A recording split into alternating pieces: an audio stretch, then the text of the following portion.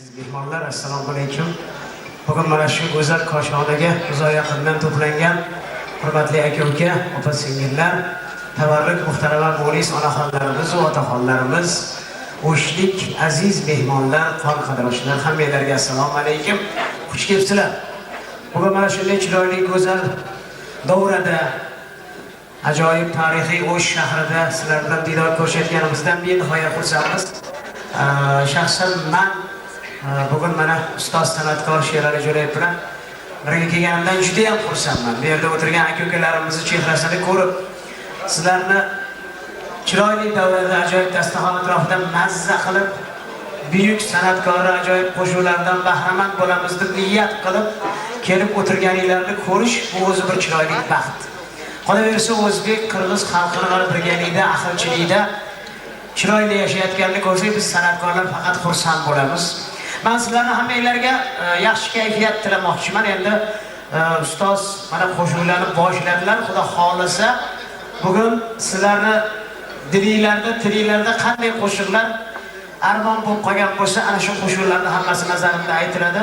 Qolaversa, she'rga o'zlarini eng bir qalb tubida asrab turgan, aziz avaylab yurgan qo'shiqlarning hammasini bugun sizlarga taqdim etsalar kerak. Endi mening vazifam sizlarni biroz chehranglarni kulgu va tabassum degan bir iliqlik bilan to'ldirish. Shu qo'limizdan keladigan ish shu. Endi yangi yil atrofida sizlar bilan diydorlashmadik, shuning uchun men sizlarni avvalboshi kirib kelgan yangi yil bilan chin dildan tabriklab qo'ymoqchiman. Yangi yil har bir xonadonga, O'shda bo'ladimi, Toshkentda bo'ladimi, baxt va saodat, omad, yaxshilik keltirsin. Jamiki insonlar hammasi faqat ezgu yaxshi niyat bilan. Endi bu yil o'zgarmasin. Dunyoda ko'p gap bor, lekin men bir narsani sizlarga aytmoqchiman. Bizni o'zbek, qirg'iz millatlari, qozoq millati, umuman bolajon xalq biz ko'z tegmasin. Bolali uy bozor, bolali uyda g'iybat yo'q deydi. Endi men millatchilik qilgim kelmaydi. Masalan, aytaylik Rus millati ham bir chiroyli, yaxshi millat. Rus ayollari sal dangasaro. Tug'ish masalasida. Shu bitta tug'atdek bo'ldi-da shu bilan. O'zi aytadi, "Vася, deydi, нам одного ребенка хватит.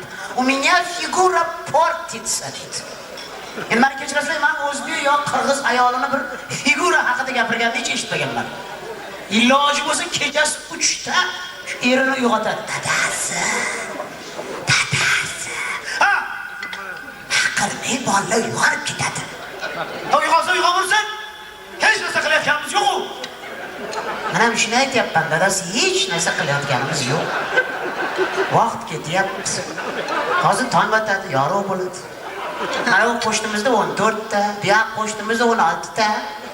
O'lsin, shu 18 ta bilan o'tib ketamiz, dadasi. Shuni 21 ta qilib qo'yaylik, ochko bo'lar ekan. Yo, siz nimaga dangasalik qilasiz? Tug'adiganman u. Qarang, biz rostdan hamchi bolajon xalq bizda, Xudoning qudrati. Ketmon 2 kun hovlida qolib ketsa yomg'irda, 3-kuni terak bo'g'isi chiqadi. Shunaqa yerimiz hosildor. Mana sizlarda ham ko'rsatsa kerak, O'zbekiston televideniyasida qachon men televizorni qo'ysam, chet ellik serialni ko'rsatadi. Meksikalik seriallar, Palakat bir Esmeralda degan kino 3 yildan beri tamom bo'lmaydi. Bitta ko'zi ojiz ayol tepasida 8 ta erkak. Ko'zi ochildi, tug'di. Endi hamma hayron, bola kimniki? 8 ta ota. Tarashyapti. Aytaman, bizda Xudoga shukr, hammaning o'zining bola chaqasi bor, yetarli. Shahar bozorimizga Toshkentga tushsam, bir yapon kelib bizni bolalarni sanayapti. Ruschalab aytib, "Чё вы тут наших детей считаете? Что такое?" Сам yapon bechara aytadiki, "Мы в Японии столько компьютеров не выпускаем, сколько вы детей выпускаете. Вы это когда успеваете?" deydi. "Мы круглосуточно работаем" dedi. Shu Meksikalik kinolarni ko'rsam bir narsaga hayron qolaman. Uy dahshat. Pul ko'p, bola yo'q. Bizda teskarisi, bola tiqilayotibdi, pul yo'q. Dunyoni qarang g'alatiligini. Yo, endi mana ayollar ko'ngilga kelmasin yana. Men ayollarimizni hech qachon yomonlamaganman. Ular aytadi, qiziqchilar ayollarni yomon deydi, u deydi, bu deydi, yo'q. Ayollar sizlar hamisha hurmatdasiz.